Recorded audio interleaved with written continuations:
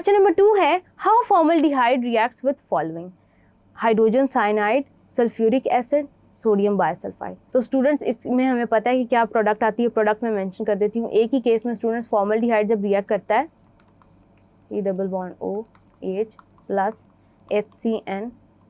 Students याद रखिएगा जब भी आपको डिटेल में लॉन्ग आंसर्स में आएंगे ये क्वेश्चंस तो आप इसको मैकेनिज्म के साथ अटेम्प्ट कर रहे होंगे। अभी तो मैं आपके सामने मेन रिएक्शंस लिख रही हूँ क्योंकि हम कॉन्सेप्चुअल वीडियोस में इसको थॉरली डिस्कस कर चुके हैं। एज अ रिजल्ट स्टूडेंट्स आपके पास आएगा formaldehyde cyanohydrin OHCN। Then students बी है आपके पास सल्फ्यूरिक एसिड।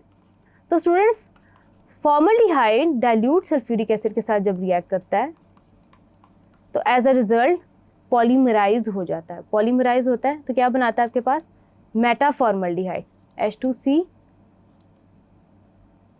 आपके पास इस तरह से है oxygen CH2 then O and then CH2, आपके पास 3 थे और ये आपके पास हो गया, ये मेटाफॉर्मल्डिहाइड स्टूडेंट्स आपके पास बन गया।